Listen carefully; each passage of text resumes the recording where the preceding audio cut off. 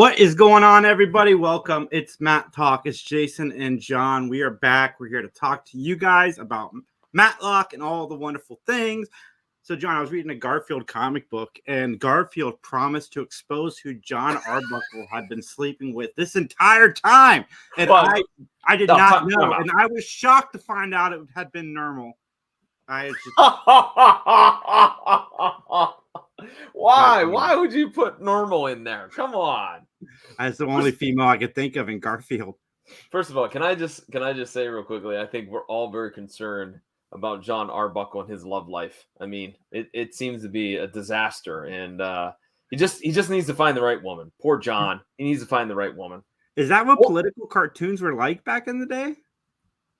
No, political cartoons back in the day were a little bit even more extreme than the one that we are going to talk about on this episode of Matt Talk.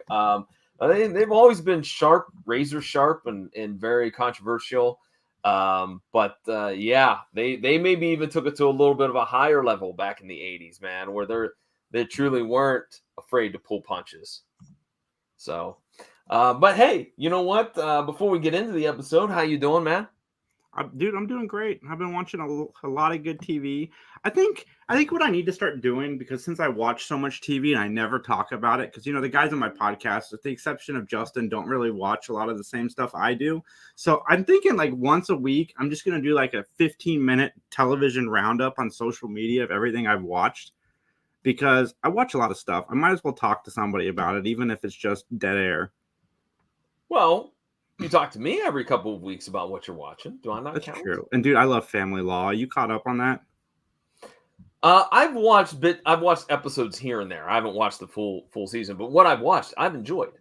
Yeah, dude, I dig that show a lot. I caught up on season 2. I didn't know season 2 had aired. I didn't know that season 3 had just started airing. So I got caught up, and I'm sad that I don't have any more to binge, because I really like that show. I just love Jewel Staite.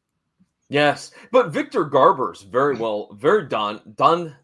his role very well, is what I'm trying to say. Victor Garber is a great actor there. I'll just say it that way. I've liked him since he was on the CW, all of them, whether we're talking about The Flash, but I know he was mostly on Legends of Tomorrow. But I liked Victor Garber. I think he's a great actor. He's best known for Alias, which I've seen the first season. I really liked Alias. I don't know why I stopped watching it, but yeah, no, I love Victor Garber. He's a great actor. Well, we have a comment already, so let's get it on up here. Sexual content in Garfield. Oh no, yeah, Daniel Snow. We're gonna get hate mail on that one. We certainly are. We're not gonna dive too deep into that, Daniel. But just tune into the 3 Geeks podcast live Saturdays at 7 p.m. and we can get more into that there. This is not the venue. we don't think our listeners want to hear that kind of ruckus, if you will. So what, you've been watching Family Law? Anything else? The Connors just started up. I love that show. I wasn't a huge fan of Roseanne, like the comedian. So when I took Roseanne out of Roseanne, to me the show got better, even though it's the same show. I've been watching Bob Hart's Abishola, and man, that dude has lost some weight. Like, good for him. Is that Billy Gardner? Yeah. Yeah. Okay. Yeah, I'm digging that. I find that funny. Well, he was one of those spokesmen for one of those blood sugar pills medicines for a while, so maybe he was on it and lost the weight that way. Yeah, maybe. Yeah, possibly. I gotta be honest with you, man. I have not been watching much TV. I've kind of been, I'm a sports guy, so I'm always watching hockey. So that eats up, like today. I watched the game at 3:00, so that was a couple of hours. I could have been watching maybe more episodes of Better Call Saul or starting a new series or whatnot. But that's just where I'm at right now. Like last weekend, I took the weekend off of watching TV shows because I specifically wanted to catch up on some of the superhero movies that I had missed, like Spider-Man Across the Spider-Verse, which I did not see in February when it came out, or the Marvels. It came out, I believe, in November. And so I was trying to catch up with those. And so I kind of have really, I hear Echo's very good, which is the next Marvel series, which is only 5 episodes, which is right up my alley. I am glad that John Oliver's back with his show. Dude, I didn't talk about this last time. Jon Stewart's back too. Like I am stoked. I love Jon Stewart. I like his middle of the road kind of comedic thing. Dude, he's great. Him and John Oliver, they can deliver the news to me all the time. That's who I want my news from. Well, you do know that Jon Stewart's only on Mondays, right? Yeah, oh yeah. Yeah, okay. He's not doing the entire watching week. on Mondays. Like they knew what's due to get me back to it. So yeah.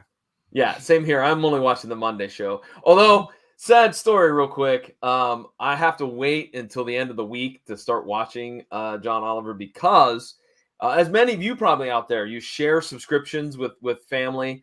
My cousin shares my Disney profile on Disney Plus, and I share his Max profile.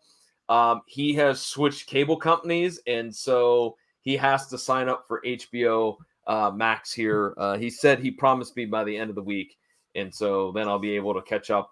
You know, I won't be that far behind. I'll just have 2 episodes of Oliver to watch. Well, you better tell him that password expires on Friday if it's not up and running. Be like, I'm changing my password if you don't get this going. I got some motivation, John. Well, he hates the fact that the password for Disney Plus is very complicated. He complains about it all the time with me. He goes, "Why did you make it blah blah blah?" Because I don't want people to hack my stuff, man. I mean, come on. I'm sorry, he has the same password for everything, so you know. But we have another comment. Justin gonna drop it here on us real quick. Ozempic. I think Baba Booey takes that too. I doubt the company wanted him in ads though for some reason. Well, yeah, I think that Baba Booey probably is not as what's the word I'm looking for? Family friendly as Billy Gardner. I don't know if I would go that far because I mean, Stern has been on like America's Got Talent and stuff. I think it's more so that he's not well known outside of that radio audience. So that's probably more so the case. But John, I'm ready to talk about Matlock. I am excited. I'm here for it. I want to go. And yeah, we should do it. All right, then, if there's nothing else to talk about, let's get into our opening statements. The episode is called The Blackmailer, and it aired originally on May 1st, 1990. And Jason, I don't know if you realize this or not, but this is our second to last season 4 episode. In 2 weeks, when we do this show again, that's it. We're done with season 4. Which is crazy. It's been less than 4 years. I was trying to figure that out today, but there's only 24 episodes in a season. Every other week, essentially, is how we do this. 48 episodes in 52 weeks. But, we take weeks off, so I don't know how that worked out, but it did. And that's awesome. I just can't believe we're already going into season 5. And if the tradition for this show continues where it keeps getting better every season, I can't wait to see 5. Mm-hmm. I'm just wondering when we're going to hit that slope and start to do the downhill turn, which I know will eventually come. Yeah, and I'll withhold comments. I think some of the later seasons were not as strong as seasons, prior to it. But you know what? That's for later. Let's talk about the here and now. Let's talk about some of the guest stars that we are going to see on this episode, again, called The Blackmailer. Nancy Stafford as Michelle Thomas guest stars. Stop it. This is like her fourth episode. I don't understand. Like, I get they had other things going on, but like it's either Michelle or Conrad for the most of these episodes in season 4. And there's been few where they interact, but I really like it when it's been Michelle and Conrad interacting with each other. And this season just hasn't given us a whole lot of that because it's either one or the other. Like last week we had Conrad, no Michelle. This week we have Michelle, no Conrad. It's like I want them both. Hopefully season 5 we get more of the trio. I was gonna say you're really bothered by this. You are really upset by this. I like them all, even though my feelings on this episode are not reflected in that comment, and it's more reflected in the smile that's on my face right now. So let's just keep going. Okay, let's talk about the first guest star, and I'm going to try to do the very best to pronounce his last name correctly. Ray Buchtensia. That's easy for me to say. Buktenia. Buchtensia, I believe is how it's pronounced. So again, Ray, I'm sorry if you're catching this show. I apologize 1,000 times. But he will be playing the role of Ron Winfield, who is the cartoonist and the antagonist, so to speak, for this episode. You may also know Ray as Benny Goodwin on the show Rhonda. He played Danny in the movie My Girl. He also played the role of Timmons in the action film Heat. He was Jerry on the show Life Goes On. He was also Coach Frank Tarish on Head of the Class. And he has about 50 some other roles on his IMDb resume. So clearly, he's got a lot under his belt. And Justin goes, that's not how you pronounce his name. I know. I tried my best, man. But Jason, any other particular roles you want to talk about with our friend Ray here? Yeah, it looks like he quit acting back in 2006. It doesn't say why, but he also was on an episode of Murder, She Wrote. Okay. Well, let's move on to Claudia Christian. Claudia Christian will be playing the role of Mickey Adler. She is also known She is also known for her role as Commander Susan Ivona on Farscape, Captain Maynard on 911, Catherine Lowe on NYPD Blue, and a ton of video game voiceover credits. I mean, when I was scrolling through there, it's like Xbox Central, man. She's been voicing over a lot of characters on a lot of different franchises in the video game world. Yeah, I saw that, man. That's awesome. I love 911. It's one of my favorite shows that I watch. She was on The Rookie with Mr. Nathan Fillion. I'm trying to see if she was on Murder, She Wrote, but my page is loading very slowly. It makes me sad. But she probably is, because there's been a lot, as I did research with these guest stars, there's quite a few that have been on Murder, She Wrote. Yeah, she's been on Columbo, Murder, She Wrote, and drumroll, please, no Perry Mason. Oh, no hat trick. All right, let's get another comment if we can. Conrad was in Texas learning martial arts from Chuck Norris during their episode. Also, he was learning computer hacking skills from Hans Gruber as well. So this is way after that. Yeah, it is. Anyways. All right. Jason, I'm going to be honest with our third guest star. If you don't know this guy, I'm going to start asking some questions about your fandom. All right. Peter Haskell is going to be playing the role of Senator Peter Dolan. He is probably best known as Sullivan in Child's Play 2 and 3.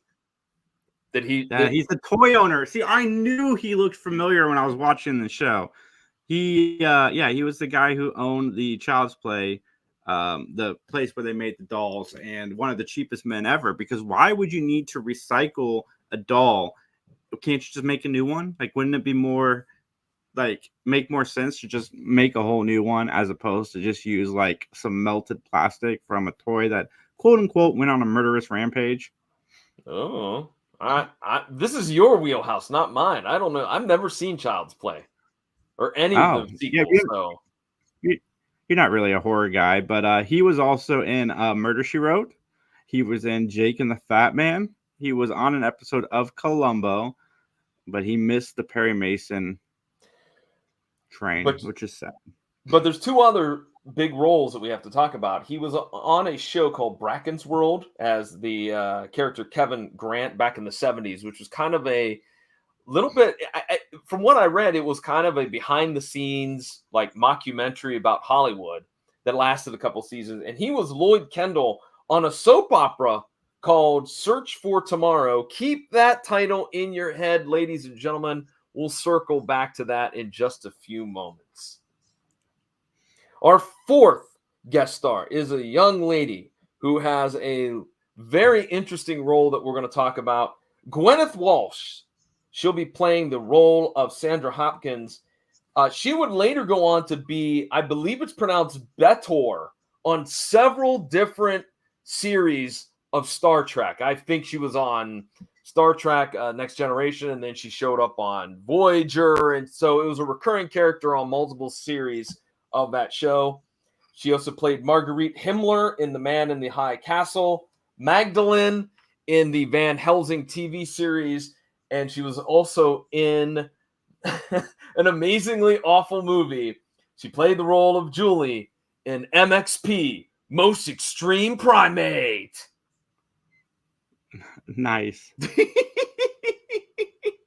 For those who don't know, Most Extreme Primate was I guess a chimpanzee, some type of orangutan or ape or something. That it was a kids' film that did like cool skateboard tricks, a la Out Air Bud, or what was the football one with the dog? Air Bud? No, Air Bud was the basketball one. Oh. What was the one that was? I think there was a football. Oh, I'm thinking Little Giants, but Little Giants was with kids. My bad. There's no dog in Little Giants. My bad. John's opinion of children are not those of Matlock podcast, but those of John Orlando himself. But John, so she was in an episode of Murder, She Wrote. She was on NYPD Blue. Okay. She was on LA Law. Mm-hmm. She was also on Perry Mason. So we have a hat trick? Yep, was in all three. All right. Throwing the hat in the air, ladies and gentlemen, and catching it, but that's okay. That's what happens with me. We need to get some more hoopla for when we have hat tricks. You know what? We're gonna put that. I'm gonna holler back there to Justin. Next time, Justin, we do this, we need some hoopla. Can you like a round of applause and rooting and roaring and rebel rousing? Absolutely. Yeah. All right. Air Bud. Yes, that's what I'm talking about. Air Bud. But this was Most Extreme Primate. Air Bud, Golden Retriever, one of many straight-to-video sequels. Golden Receiver. Golden Receiver. Excuse me. Okay.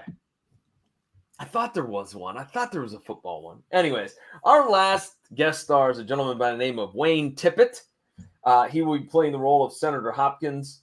You may know him as Dr. Fisher on Dark Shadows, Leo Hackett on LA Law, Ambassador Morgan on Crime Story, Kyle Wilson on The Doctors, and Ted Adamson on Search for Tomorrow. I told you, ladies and gentlemen, don't forget about that title. So that soap opera is going to spawn two of our guest stars. I thought that was kind of a very weird coincidence. I mean, especially because I had to look it up. I knew it was a soap opera, but it didn't last very long. And I was like, oh, okay. So cool. So there he was also in an episode of Murder, She Wrote. Quantum Leap, which that new season of Quantum Leap was so good. LA Law, Jake and the Fat Man, and Murder, She Wrote. But no Perry Mason though. Oh, unfortunately, man. I went all the way back too. Okay. All right. Well, with that, Jason, I have a question for you, man. It's the question I ask you often. What's your Social Security number? No, that's not the question I asked you. 486-329-8735. That is not real. I thought you would have said 8675309. Nice. Yeah. Anyways, all joking aside, Jason, are you ready to give an opinion? Your opinion. It's only your opinion. So help you. Let's testify. I want to talk about this episode. Woo! It's time to.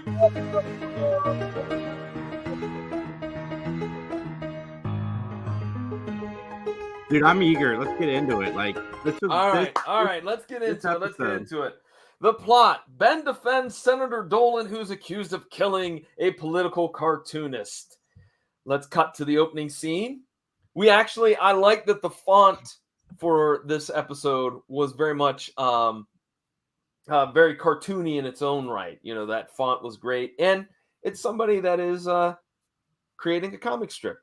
And the only thing I could think of is when he starts inking it is that whole dialogue from the beginning of the beginning of the movie Chasing Amy, where they talk about an inker as a tracer. That's all that was going through my mind, because that's an awesome set of dialogue. But we go to Ben's office, and Ben enters. And he sits down at his desk, and Michelle's in her office, and she comes with the newspaper, and she's reading the funny pages. She's like, "Oh, Ben, have you read these funny pages?"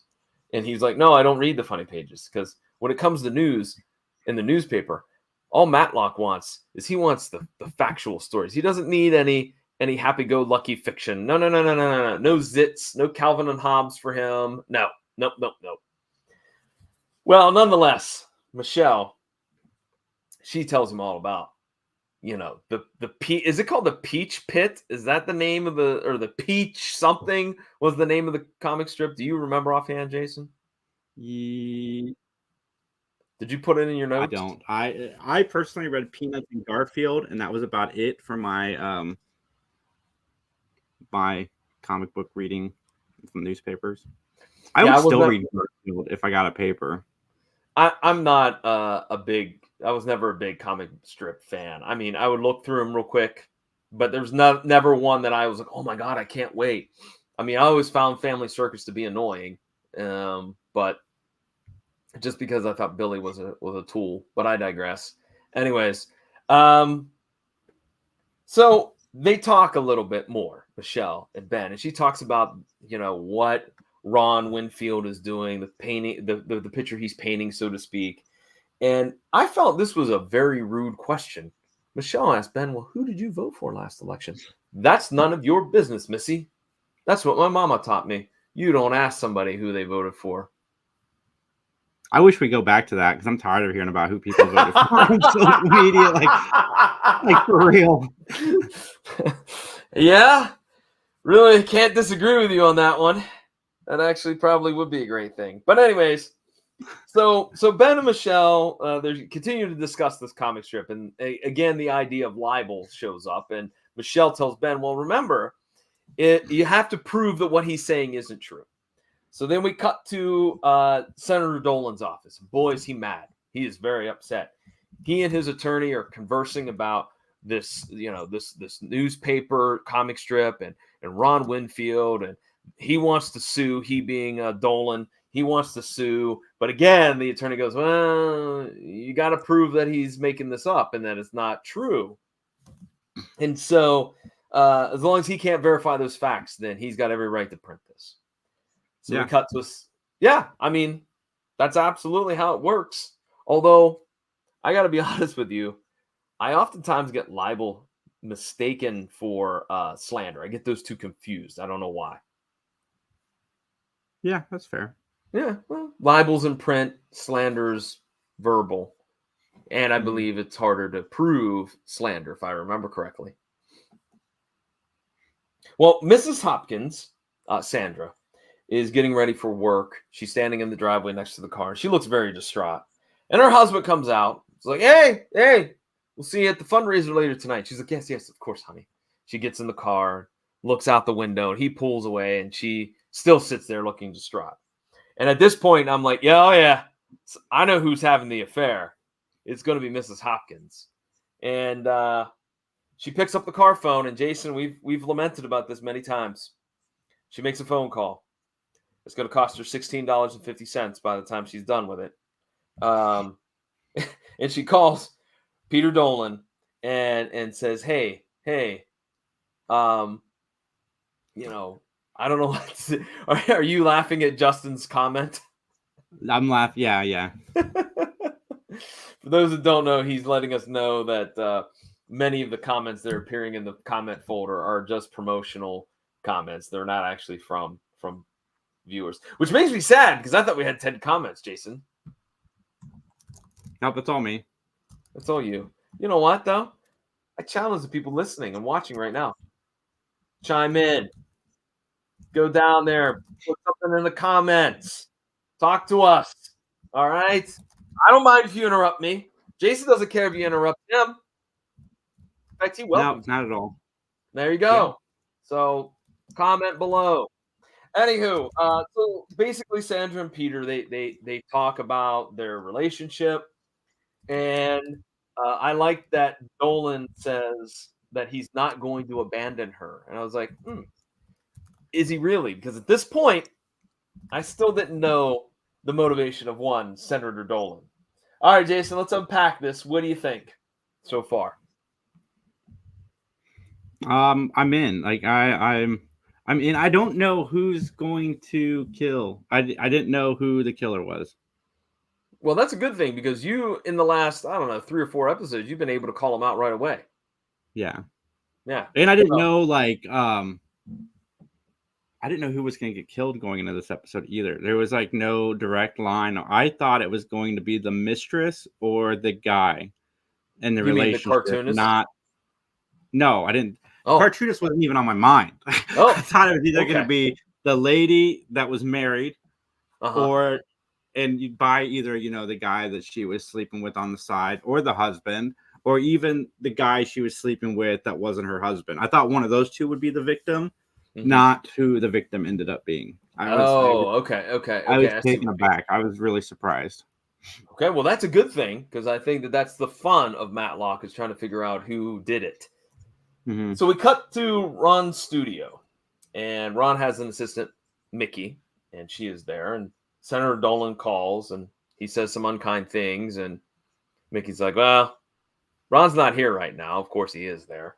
And so as soon as she hangs up, Senator Hopkins calls, and again, Ron's like, "I'm not taking this call." So again, Mikey with the blow off. All right. And so Ron and Mickey, they banter back and forth about art. She thinks that she could do. She gives him some suggestions, and he's like, "Yeah, you think you can tell me what to do and how to draw? Blah blah blah." And Ron has to leave. He has to leave. He's going somewhere. He's going out of town, I believe. But I think they said he was going to Miami. But it seemed like this happened all within a series of days, and I would shudder to think. I mean, I guess Atlanta to Miami wouldn't be a very long flight, but it just kind of that threw me a little bit in terms of the timing, right? Yeah. I mean, Yeah. yeah. Well, anyways, because later that night, Ron returns, and Ron is on the phone in his office, and the doorbell sounds, and he opens the door, and ruh-roh, it's Senator Dolan, and he wants to come in and talk. And so what becomes a recurring theme in this episode is this fluffy dog that I don't know what kind of dog it was. I wish I could have researched it because it's a very large dog. I want to say it's like an Irish wolfhound, but not really. I don't think it's an Irish wolfhound, but it's a big dog. It's massive, and it likes to jump on people and give them hugs. And he did that to the senator, who did not appreciate that. And then Yeah. Dolan. The dog bit in Columbo, he has a dog, and the dog it becomes a recurring thing throughout the series. And this reminded me a lot of that dog. The dog bit was fun. Oh, I enjoyed the dog bit because it's relatable. Because I can tell you right now, my girlfriend's dog. I've been with her for 3 years. Still, every time I go to her house, her dog thinks it's the first time she's ever met me, and she jumps on me and hugs me, and I'm like, okay, thank you. Which is not. I don't hate it, but it's like, come on, this is like the millionth time I've been here. You don't still remember my smell and who I am, really? John, it's just that they're excited to see you, man. I could leave my house for 10 minutes and come home, and my dog will act like I've been gone for 12 years. Like it's just what they are. I mean, you got to understand, like it's 7 days every day for them. Every one day of their life is 7 human days. I mean, if you go by the whole 1 year is 7 years theory. Okay, good point. Good point. I never thought of it that way. All right. Anyways, so they talk about the comics, and basically, Ron is claiming to be much on this bigger morality kick, like what you're doing to the family in America is horrible and all this jazz. Meanwhile, all the scumbag wants is more dirt on somebody else. He'll stop focusing on Dolan if Dolan coughs up somebody else that he can go after in his comic strip. So, I mean, just unbelievable, the gall of Ron. I mean, I'm just saying, and honestly, I'm going to throw out my personal opinion. Look, I really don't care if politicians are having relations with one another, they're cheating on their spouses or all that jazz, because I don't really care. That really doesn't impact me. What impacts me is the policies that you set forth and that the laws that you help to create. That is what that is what impacts me. So even back in 1990, I don't care who you're seeing or who you're cheating on or whatnot. Doesn't bother me. Doesn't bother me in the least. Still to this day, don't care. Just do the right thing and invoke laws that will help our nation, not injure it. And I'll get off my soapbox because, Jason, you have comments? You have an email to read? Yeah, we'll read it towards the end. Okay. I just emailed the guy back, told him we were going to do that towards the end of the show in case he wants to jump in when his email's being read. Okay, cool. Cool. Anything that you would like to add in there? No, not at this Okay. time. Okay. All right. So, lo and behold, a fight breaks out.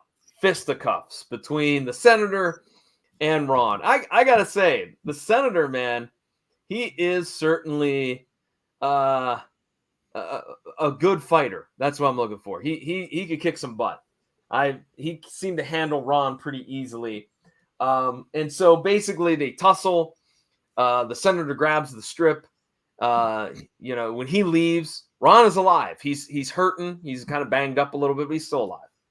Yeah, this is the first time we've seen this. I'm like, holy crap, are we going to be going to a courtroom for assault? Like, is there going to actually be a murder? Like, I thought maybe we were taking a real different turn in this show.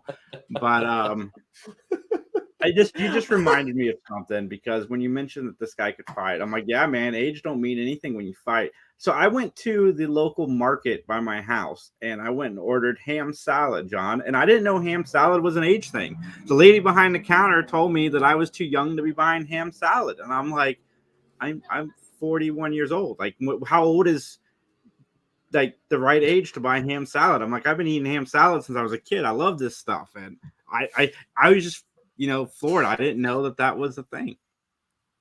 Well, I mean, tapioca pudding. Justin, I like tapioca pudding too. My girlfriend likes ham salad. I don't know what to tell you. I did not know. Listen, folks, if you're out there and you have the answer to our question about what is the appropriate age to get ham salad and tapioca pudding, email us. And Jason, where can they email us at? BenMattalk@gmail.com. I may not be the right example because I do watch Murder, She Wrote, Columbo, Matlock, and all these shows on a regular basis, even when I was like in elementary school. So like, maybe I'm not the right guy. I was just curious. Like, I didn't know that was an age thing. I was totally unaware of it. In fact, to be honest with you, I hadn't thought about ham salad since I was like 8-9 years old. You ate it when you were 8-9 years old. I love ham salad, man. I get it whenever I can. But there's this nice market by my place, dude, that I just discovered the other day, and it was so good. Okay, plus, I got a pastrami sandwich, and that was even better. Oh, okay. Well, hey, by the way, you can also contact us on Facebook at Matt Talk Podcast on Facebook. Let's get back into it because we left off where Ron is going to get killed. And we actually don't see anything. That I like. That was a unique twist. We just see kind of a quick jump cut from Ron and the look of horror on his face, and poor Otis, the dog, is next to him. And then we cut right into Ben's office. All right. And Dolan is at Ben's office, and he confesses to everything. He's like, I think I accidentally killed him. I think I hit him. He fell against the fireplace. I think he's dead. I want to come clean. I don't want this hanging over me. I want to run for office, yada, yada, yada. Maybe a blood clot, maybe an embolism. Like, I don't know. And this is another thing we haven't seen yet in Matlock, where somebody proactively goes and is like, I think I did this, even though when I left, he looked okay. Yeah. Yeah. And Ben asked Dolan to go talk to the cops and was like, look. Worst case scenario, if it was an accident, you might get manslaughter, but I don't even think you'll get that because they're not going to take the time. The DA is not going to take time. Cut to, you're going to go for first-degree murder as Julie and Ben are arguing in the hallway of the courthouse. Over a hot dog. Over a hot dog, I might add. That's right. Julie thinks that she can get she can get murder one, and Ben is just flabbergasted, so much so that he says, and I quote, "You ruined my hot dog." Anyway, she did. I know. So Dolan and Ben visit the crime scene, and the autopsy reveals that there were 2 blows to Ron's head, one on the left side, one on the right side, and there was traces of blood on one side of the fireplace. So, kind of getting to the point where we clearly could tell something else happened after the fight. Then I have written down here too that Otis comes and jumps on Ben because that's what the dog does. And Mikey also reveals that there's more than just one comic strip stolen. And the Senator Dolan says, I only took one, but there's supposedly a lot that are missing. And so Ben talks a little bit more with Mikey, and she explains that the reason why she was over at the studio was she had to let Otis out. That's why she was there around 8:30. And she wants to give Otis to Ben, and he goes, no thanks. So I kind of felt sad for Otis. Sad face. Enter Michelle Thomas. And she... Yes, sir. Michelle Thomas. And she and Ben and Senator Dolan all start talking about what they think happened in their theories and whatnot. Now, this is a totally random scene. I have no idea. Jason, you give me your 2 cents worth. Why is Ben putting shoulder pads in his suit jacket, not his vest? Why? Like, I don't understand. Try something new. Why can only women wear shoulder pads, John? Why can't Ben Matlock try shoulder pads? Explain it to me, John. Go ahead. The whole audience, the world is waiting to hear your response. Well, the world is going to be shocked when I talk about an outfit that Michelle Thomas is wearing that I swear she bought it at a Battlestar Galactica yard sale because it was out of this world. And I mean out of this world ugly, not out of this world awesome. But anywho, I know what Jason's going to say. It was 1990. Fashions were weird. I agree, but still can't overlook it. Anyways. Yeah, I wore a lot of colorful striped shirts in the 90s, in the early 90s. A weird time for me. Yeah, I did too. Before I transitioned. Yeah, awkward transition. Okay. Sandra is interviewed by Michelle as she's leaving a restaurant. And basically, I thought this was creepy. Sandra tells Michelle to tell Peter not to worry. And so then we go to a scene where Dolan's in his office late at night. Sandra shows up. And they break up in the most friendly, amicable way I have probably ever seen anyone break up. Jason, what were your thoughts? I've had an amicable breakup before. My last relationship was a pretty amicable breakup, but yeah, no, I mean, good on them. I think more breakups should be amicable. I think you should be able to just shake hands and be like, this isn't working anymore. No, you're right, and then shake hands and then go on your separate ways and not hate each other. But that's just me. Shake hands. Yeah, what are you gonna do, John? Gonna kiss them goodbye? That's not appropriate. You shake hands, you walk away. But okay. Jokes aside, yeah, no, I mean, good for them. It does happen. It can happen. Amicable breakups are possible. Okay. Yeah. Well, they were very, very, very friendly on their breakup. So Ben interviews Senator Hopkins, and Senator Hopkins reveals that he knows about 2 weeks prior. He knows amicable breakups. Hashtag. Get that trending, folks. Get that trending. Yeah, Dolan, not Dolan. Hopkins says, I know that my wife's been having an affair with Dolan. I learned this about 4 or 5 weeks ago. I hired a PI. I was suspicious. And, hey, man, I'm going to run for Congress. I don't need, this as a distraction, right? So he's like, I don't care. I'm having affairs, too. Like, she can do her thing. I'm going to do my thing. It's fine. It's fine. Hey, look, I don't want to be that guy, but there are some European countries where that is a thing, where the leader, whether it's a prime minister or a president or whatnot, I'm looking at you, France, basically is what I'm saying. I'm looking at you. That happens frequently overseas. So, one has a side piece, the other one has a side piece, but they all look together and, when they're out in public and whatnot, So anyways, Hopkins said that he did call multiple times Ron to try to get the comic killed. But his alibi is the same as his wife's. We were at a fundraiser. So we go back to Ron's, and Mikey pulls up as Ben arrives. And again, Otis greets Ben, and Ben questions Mikey. And as they enter, a masked man is standing in the studio, and he quickly runs out, with Ben chasing after and Otis not doing a damn thing. Clearly, he's not a very good guard dog. No. I don't think my dogs would be very good guard dogs. One of them is loud, so as long as somebody doesn't come in the door, I think my dog could scare him away with being loud. But as soon as that person comes through the door, Riley's like licking and jumping on and hugging, and thinks that they're their best friend, or she's hiding under the bed. Oh, well. Okay. So there's a clue, and it's about sunset. Just a simple word, sunset. It shows up quite frequently in Ron's work, like an Easter egg. Over the last 6 weeks, he seems to be dropping these hints about something about the sunset. And so we go to the next scene that is in Ben's office, where I commented on the Buck Rogers-like outfit that Michelle Thomas is wearing. And Dolan tells Ben that he wants to testify. And Ben keeps saying, no, you do not. And they argue about it, but finally Ben caves in. So we go to the courtroom. Dolan is on the stand. Ben's questioning him. Dolan points out the differences in the crime scene photos, that, this was here and this is missing, that was there, et cetera, et cetera. And then it's time for Julie to sharpen up her knives and dissect this testimony. She lays waste to it.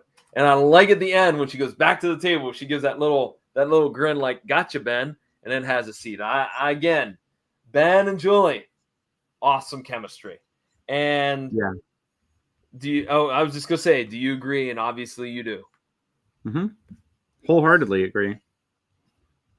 Our next scene is we see Michelle searching through the trash at Ron's place, and she finds like a rough draft of one of the missing comics. And so then Michelle takes it upon herself to do a stakeout and sees Hopkins talking to this construction worker at a construction site. And it turns out, as Ben shows up, he identifies that masked man because for some odd reason, the masked man's still wearing the gritty paint splattered jeans that he wore when he broke into Ron's studio. So they're starting to put things together. It seems that Hopkins has a condominium in Vail, Colorado that's under the name of a 6-year-old nephew. He also seems to be in charge of handing out permits for construction projects. Those two things seem to be combined. And so Ben goes back to Ron's office. And again, Otis greets Ben and gets mud all over him. But that gives Ben an idea. So we go back to the courtroom. Senator Hopkins is on the stand. And we determined that there are a lot of construction projects in Georgia. And basically his job is to bid them out. All right, bid them out at the lowest person or lowest company. But Hopkins has been feeding insider info to the Jeffries Construction Company about what bids are coming up. And that's totally illegal. You're not allowed to do that. No, very illegal.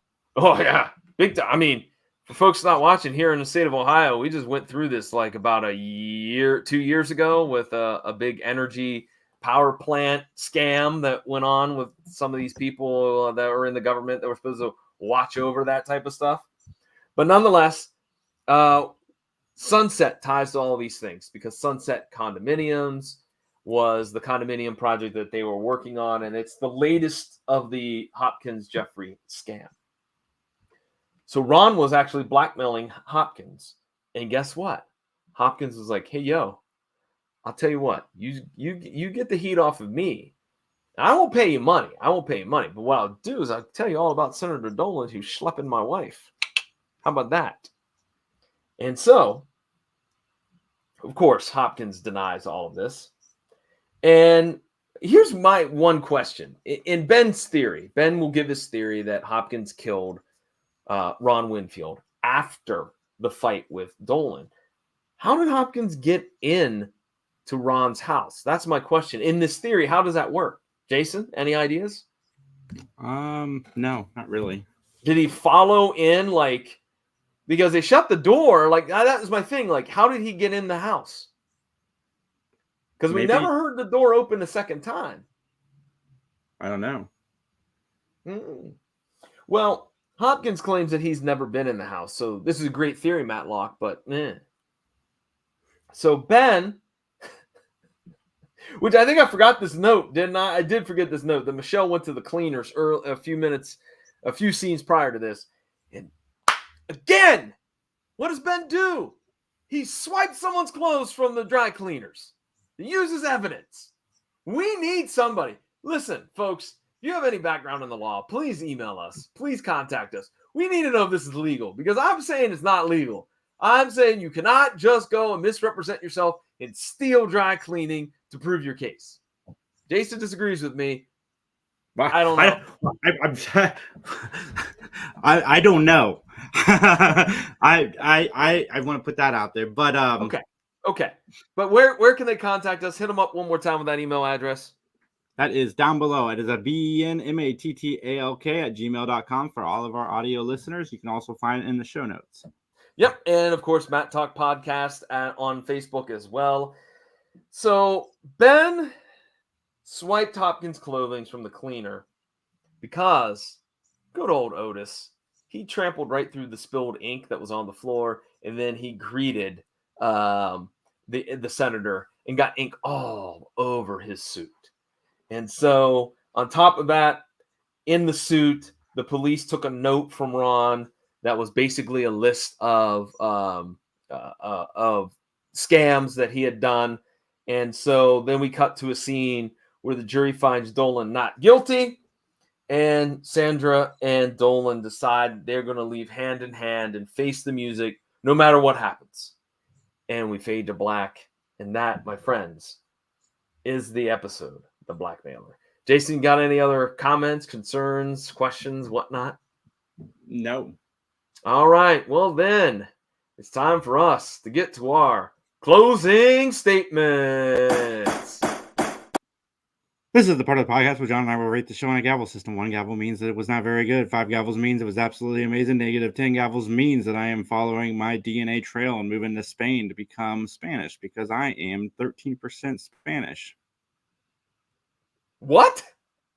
Yeah, I found it out on my DNA thing that I got back from a DNA kit that I sent out. Really? Yeah, I'm like 45% Italian, which I kind of figured, but I'm also 13% Spanish. So see. Okay. All right. Learn something new. All right. Almost not. Me too. And just like Maury would say, I am the father of Kylie.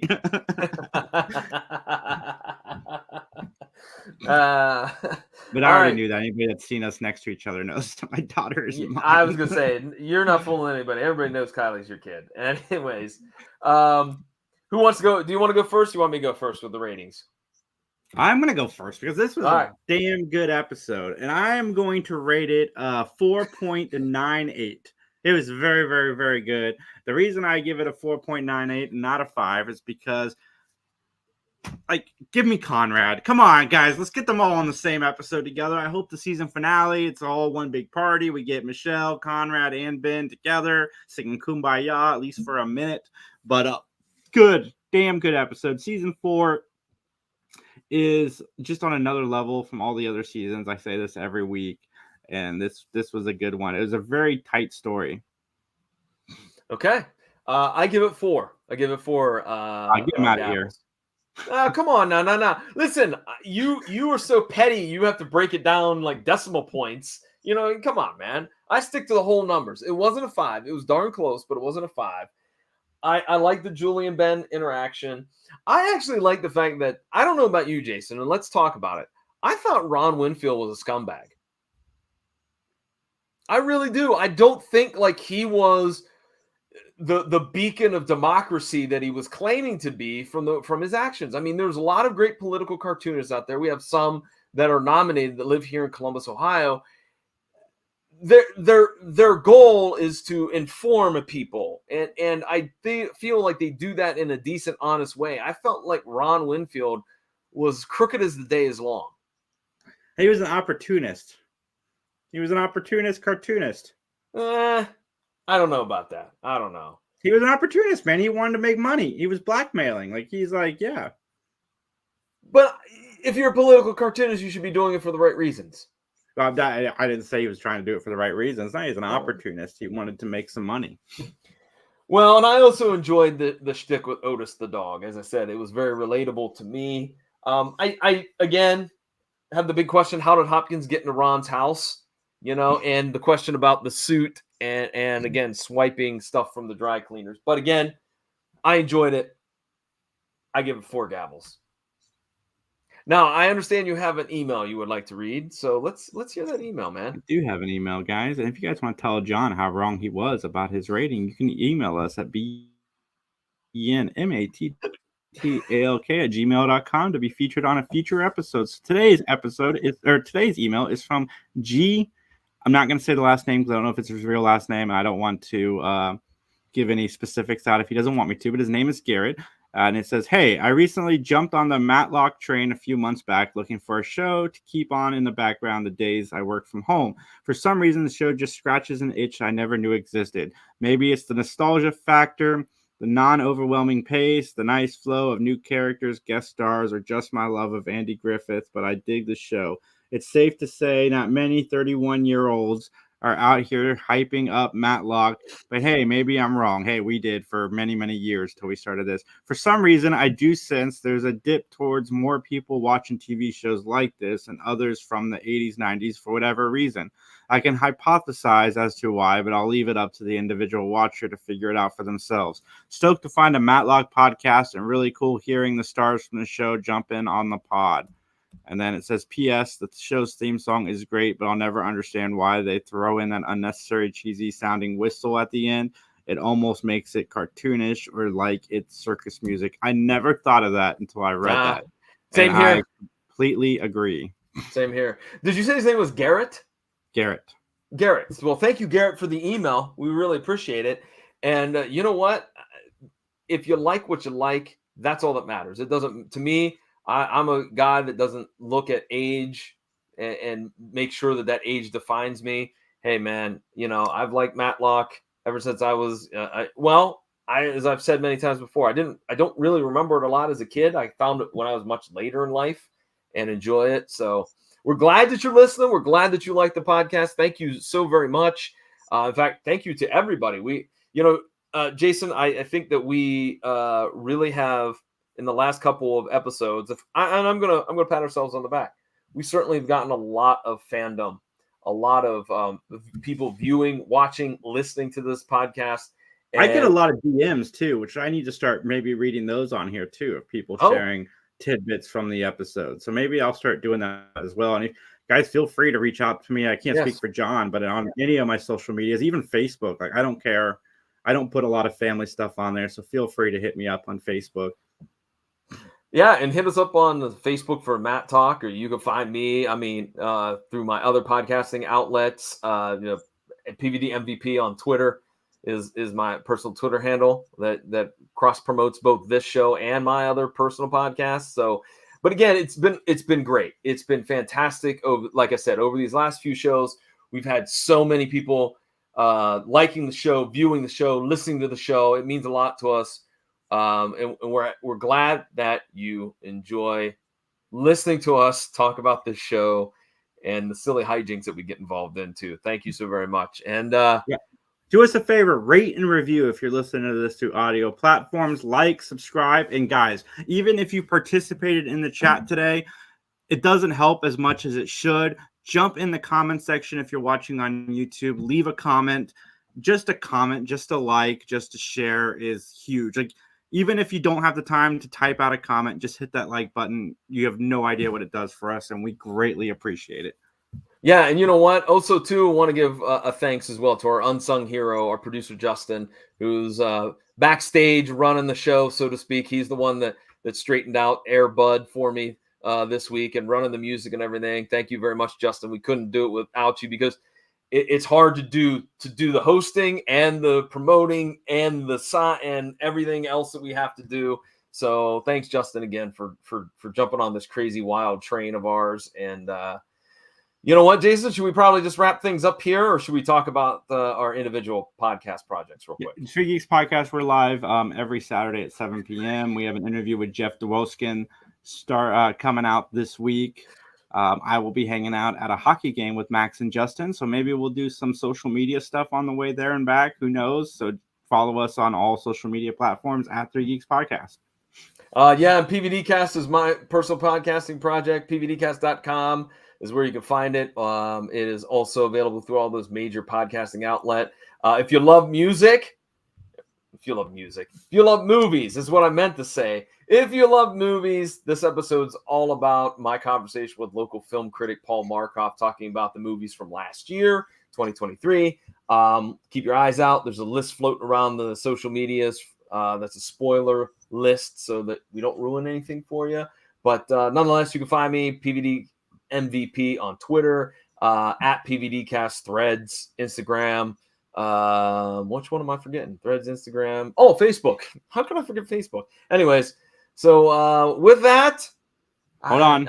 I want to do one more shout out that we have not done yet. Guys, jump on Facebook. Check out these 3 groups. Matlock TV show fan club, the Matlock TV series 1986 to 95 35th anniversary fan group, or check out Matlock fan group, all on Facebook if you can, because they're fun groups and you can talk about Matlock some more. There you go. Appreciate it. All right, we're going a little long, so what do you say we get on out of here, Jason? Yep, and as they say in court, nothing further.